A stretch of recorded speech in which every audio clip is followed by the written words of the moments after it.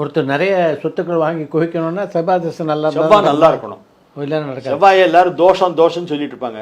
செவ்வாய் ஒருத்தருக்கு ஸ்ட்ராங்கா இருந்து 7ல் இருந்தால் அவங்களுக்கு ப்ராப்பர்ட்டி நிறைய சேரும். செவ்வாய் தான் பூமிக்காரகன். செவ்வாய் நல்லா இருந்தால் தான் ப்ராப்பர்ட்டி வாங்கவே முடியும். செவ்வாய் நல்லா இல்லைன்னா சொந்த வீடு இருந்தால் கூட வாடகை வீட்டில் இருப்பான். சொந்த வீடு அமையாது, அமைஞ்சாலும் அதில் குடியிருக்க முடியாது.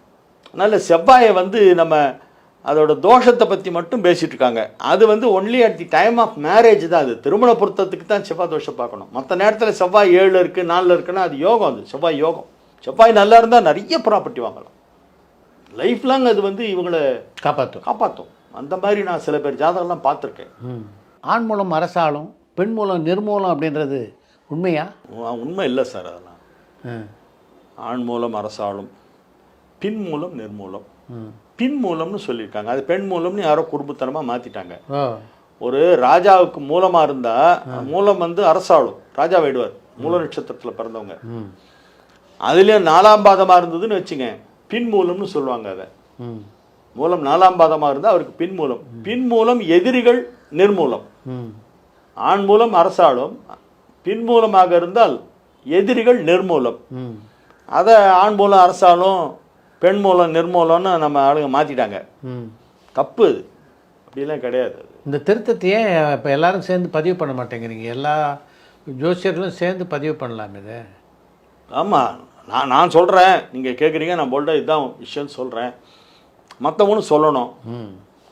ஏன்னா இதனால் பல பேர் பாதிக்கப்படுறாங்கல்ல. மூலத்தினால கல்யாணம் ஆகாமல் நிறைய பேர் ரொம்ப பேர் கஷ்டப்படுறாங்க சார். 32 வயசு 35 வயசுலலாம் பெண்களுக்கு கல்யாணம் ஆகலை. என்னன்னு கேட்டால் மூலம் யாருமே பண்ணிக்க மாட்டேன்றாங்க அப்படின்ற அந்த இது எங்கிட்டயே நிறைய பேர் வராங்க. அந்த மாதிரிலாம் அது நம்ம சொசைட்டியில் சில மூட நம்பிக்கைகள்லாம் இருக்குது சார். ஜோதிடத்திலே நிறைய மூட நம்பிக்கை உண்டு. மூலம் பற்றின மூட நம்பிக்கை, ஆயில்யத்தை பற்றி ஒரு மூட நம்பிக்கை. ஆயில்ய நட்சத்திரம் பொண்ணுக்கு இருந்தால் மாமனாருக்கு ஆகாதுன்னு சொல்கிறது, அது ஒரு மூட நம்பிக்கை. அது அப்படிலாம் கிடையாது. இன்ஃபேக்ட் மனைவிக்கு ஆயில்யமாக இருந்தால் கணவனுக்கு பெரிய யோகம். பெரிய பெரிய விஐபி விவிஐபி எல்லாம் பார்த்தீங்கன்னா அவங்க ஒய்ஃப் ஆயில்யமாக இருப்பாங்க. அவங்க ஹஸ்பண்ட் பெரிய போஸ்டில் இருப்பார். அதனால் ஆயில்யம் பெண்ணுக்கு இருந்தால் கணவனுக்கு யோகம். ஆனால் அதெல்லாம் யாரும் எடுத்து சொல்ல மாட்டேன்றாங்க. அதை யாரும் நம்பவும் மாட்டேன்றாங்க. நம்புறதுக்கே அவங்கள ரொம்ப கஷ்டப்படுத்தி நம்ப வைக்க வேண்டியிருக்கு. ஒரே நட்சத்திரம் ஒரே ராசியில் இருக்கவங்க திருமணம் செய்து கொள்ளலாமா? அதோட சிறப்பாக இருக்காது. குழந்தை குறையோட பிறக்குது. அப்படியா? ஆமாம். ஒரே நட்சத்திரம் ஒரே ராசி அவங்களுக்குள்ள அண்டர்ஸ்டாண்டிங் இருக்கும். பட் பிறக்கிற குழந்தைகள் கொஞ்சம் ஏதாவது ஒரு சின்ன டிஃபெக்டோட பிறக்குது. அதனால் 7வது ராசி தான் எல்லாருக்குமே பெஸ்ட்டு சொல்லுவாங்க. அவங்க ராசிக்கு 7வது ராசியில் பண்ணிட்டா அண்டர்ஸ்டாண்டிங் நல்லாயிருக்கும். சமசப்தமம் அப்படின்னு சொல்கிறது அதுதான் நல்லாயிருக்கும். இப்போ ஒரே கோத்திரத்திலே திருமணம் செய்து கொள்வது சர்வசாதாரணமாக நடக்குது. ஒரே கோத்திரமாக இருந்தால் சிஸ்டர் ஆகிடுவாங்க. ஆமாம், ஆனாலும் திருமணம் செய்து கொள்வது சர்வசாதாரணமாக பண்ணக்கூடாது, தவறு. சகோதரன் சக கோத்திரம் ஒரே கோத்திரமாக இருந்தால் அவங்க பிரதர் சிஸ்டர் ஆகிடுறாங்க. அது திருமணம் செய்கிறது தவறு. இப்போ பொதுவாக திருமணத்தை பொறுத்த வரைக்கும் இப்போ இன்னொரு போக்கு என்ன இருக்குன்னா, மணமகன் வயசு கம்மியாக இருக்குது, மணமகள் வயசு அதிகமாக இருக்குது. அது போன்ற ஏற்றத்தாழ்வுகள் திருமண வாழ்வை பாதிக்காதா? பாதிக்கும், கண்டிப்பாக பாதிக்கும். ஆயுள் குறையும்பாங்க. ஆணுக்கு வயசு கம்மியாக இருந்தால் ஆயுள் குறையும்பாங்க. பெண்ணு எவ்வளோக்களவு இளையவனாக இருக்காளோ அவ்வளோக்களவு ஆணுக்கு ஆயுசு நீட்டிப்பு. தன்னோட நிறைய ஏஜ் டிஃப்ரென்ஸ் இருக்கிற பொண்ணை கல்யாணம் பண்ணிட்டா அவங்க ரொம்ப வருஷம் வாழ்வாங்க.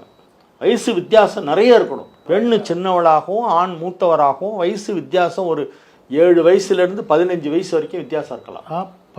அப்படி எவ்வளோக்களவு அதிக வித்தியாசம் இருக்கோ அவ்வளோக்களவு அவங்க நீண்ட நாட்கள் 2 பேருமே நல்லா இருப்பாங்க. ஆணுக்கு ஆயுள் விருத்தி சின்ன பொண்ணை கல்யாணம் பண்ணிட்டா. இந்த ஜோசியத்தை பொறுத்த வரைக்கும் உங்களுக்கு ஒரு குருநாதர் அப்படின்னு யாரையாவது நினச்சிருக்கீங்களா, இல்லை நீங்களா கற்றுக்கல? நான் சுயம்பு தான். நானே தான் என்னுடைய எக்ஸ்பீரியன்ஸ் தான் என்னுடைய குருநாதர். என்னுடைய வாழ்க்கையில் ஏற்பட்ட ஏற்றத்தாழ்வுகள், பெரிய ஏற்றத்தாழ்வுகள். I have seen 1 lakh per month. எப்போ 1970s 80s. அப்பா, ஜீரோலேயும் இருந்திருக்கேன். 0 இன்கம்லேயே வாழ்ந்திருக்கேன். அப்போ நான் உங்கள் ஜாதகத்தை பார்ப்பீங்களா? ஆமாம், பார்த்து எனக்கு தெரியும் எனக்கு ஒரு டைம் வருது அப்படின்னு. எல்லோரும் கேட்பாங்க, நீ என்ன சும்மாவே இருக்க, நீ ஒன்றும் அதை பற்றி கவலையே பட மாட்டேன்றீங்களே அப்படின்னு கேட்பாங்க. எங்கள் வீட்டிலே கேட்டிருக்காங்க, என்னங்க சும்மாவே உட்காந்துருக்கீங்க நீங்கள் அப்படின்னு. எப்போ பாரு ஏதோ புக்கு படிச்சுக்கிட்டே இருக்கீங்க. சம்பாதிக்கிறத பற்றி ஏதாவது யோசிங்க, நான் அதுதான் புக்கு படிக்கிறேன், சம்பாதிக்க போகிறேன், அதுக்கு தான் படிக்கிறேன்னு சொல்லுவேன். அப்போ அவங்கெல்லாம் நம்பலை.